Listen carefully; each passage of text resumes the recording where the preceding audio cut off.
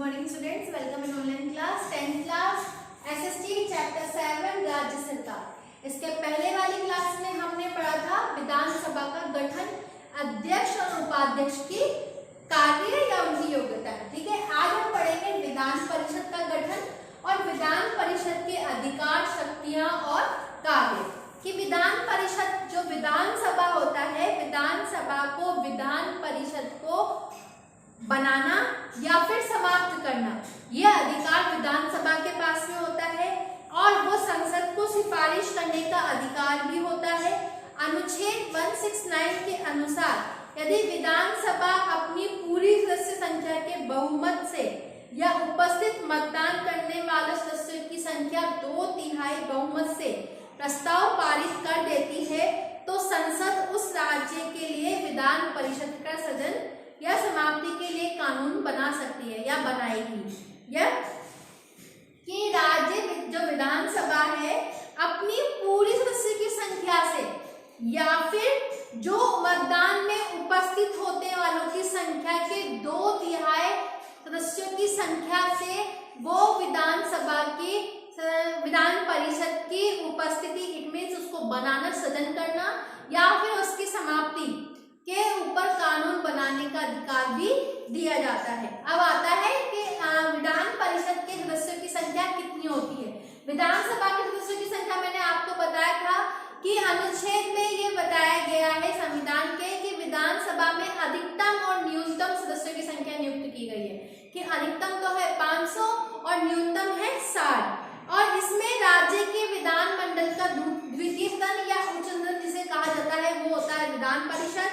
और संविधान में यह व्यवस्था की गई है कि प्रत्येक राज्य की विधान परिषद के सदस्यों की संख्या उसकी विधानसभा के सदस्यों की संख्या के 1/3 से अधिक नहीं होगी। कि जितनी सदस्यों की संख्या विधानसभा की है उस राज्य में विधान परिषद के सदस्यों की संख्या उसके सदस्यों की संख्या से 1/3 से ज्यादा नहीं होगी। जैसे कि 500 है तो 500 का 1/3 सदस्य की संख्या विधान परिषद में नियुक्त की जाएगी। फिर सेकंड है सदस्यों का निर्वाचन व मनोनयन। कि विधान परिषद के लगभग 5/6 सदस्यों को निर्वाचित किया जाता है, शेष 1/6 सदस्यों को मनोनीत किया जाता है। कि विधान परिषद में जितने सदस्यों की संख्या नियुक्त की गई है उनमें से 1/6 सदस्य तो निर्वाचित मतलब वोट से आते हैं और 1/6 सदस्यों को मनोनीत किया जाता है, इट मींस चुना जाता है। विधान परिषद के सदस्य अप्रत्यक्ष रूप से निर्वाचित होते हैं तथा चुनाव के आनुपातिक प्रतिनिधि पद्धति के अनुसार एकल संक्रमणीय मत पद्धति के द्वारा निर्वाचित किए जाते हैं। फिर है विधानसभा का निर्वाचन मंडल की कुल संख्या के यथाशक्य निकटतम 1/3 सदस्यों का निर्वाचन विधानसभा के सदस्यों के ऐसे व्यक्ति करते हैं जो विधानसभा के सदस्य न हो। कि विधान परिषद में सदस्यों का निर्वाचन ऐसे व्यक्ति करते हैं जो विधानसभा के सदस्य न हो या फिर स्नातक निर्वाचन मंडल, ग्रेजुएट मंडल, कि ये ऐसे आरक्षित व्यक्तियों का निर्वाचन मंडल होता है जो उस राज्य में रहते हो और जिन्होंने स्नातक स्तर की परीक्षा, इट मींस ग्रेजुएट की परीक्षा पास की हो और उन्हें ये परीक्षा पास किए हुए 3 वर्ष से अधिक हो चुका हो। कि या तो उसने ग्रेजुएट किया हो और ग्रेजुएट करने के उसको समय में 3 साल का वक्त लग चुका है। फिर है राज्य अध्यापक द्वारा निर्वाचन मंडल। इसमें वे अध्यापक होते हैं जो राज्य के अंतर्गत माध्यमिक विद्यालय एवं उच्च शिक्षण से संस्था में 3 वर्ष से पढ़ा रहे हैं। कि इसमें अध्यापकों को भी नियुक्त किया जाता है। वो ऐसे अध्यापक होते हैं जो माध्यमिक स्तर तक पढ़ा रहे हों और वो लगातार 3 वर्ष तक वहां पे शिक्षण का कार्य कर रहे हैं। अब अगला आता है राज्यपाल के द्वारा मनोनीत सदस्य। कि जैसे कि उसमें राष्ट्रपति के हाथ में होता है केंद्र सरकार में, उसी तरह से राज्य स्तर पर राज्यपाल के पास शक्तियां होती हैं।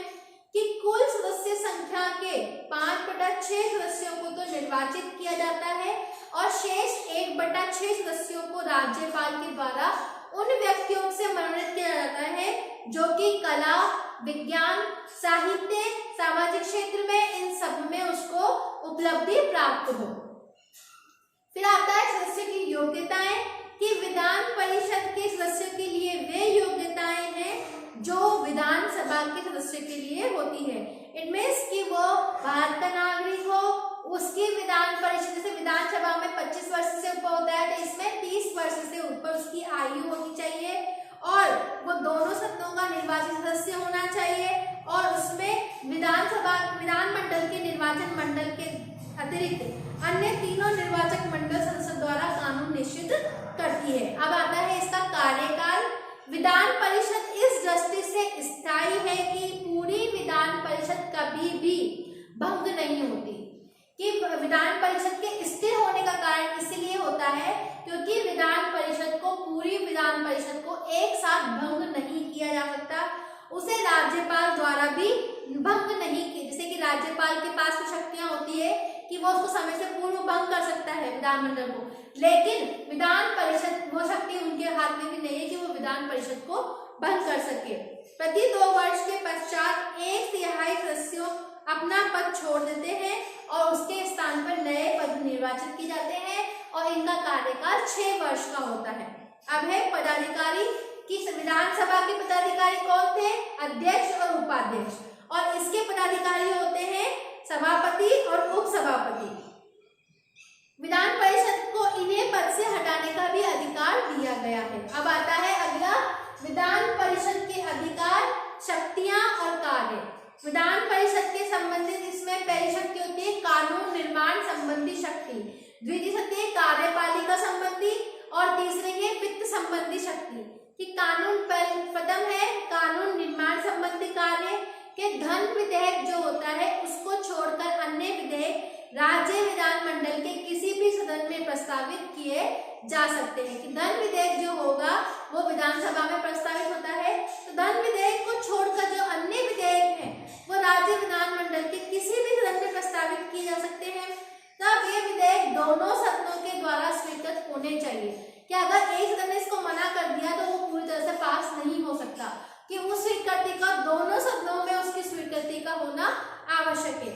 लेकिन इसके साथ ही संविधान के अनुच्छेद 197 में कहा गया है कि यदि कोई विधेयक विधानसभा में पारित होने के पश्चात विधान परिषद के द्वारा अस्वीकृत कर दिया जाए या फिर उसे स्वीकार नहीं किया जाए, तो यह परिषद के सम्मुख रखे जाने के 3 माह तक विधेयक पारित, जिस तारीख को उसको पेश किया गया है उसके 3 माह बाद तक भी उसके ऊपर कोई कार्य नहीं किया था, तो विधायक उसे पुनः वापस विचार विमर्श करने के लिए भेजती है, वापस उसको विधान परिषद में भेजती है। यदि उसको पुनः अस्वीकृत कर देती है तो विधेयक रखे जाने की निश्चित तिथि के 1 माह बाद तक विधेयक पास नहीं कर सकती, और विधेयक को पुनः ऐसी तरह से संशोधन किया जा सकता है। बाद में विधानसभा को स्वीकार नहीं होते, और उसके प्रकार विधान परिषद किसी साधारण विधेयक को केवल 4 माह तक रोक सकती है, उसके बाद उसको वापस पास करना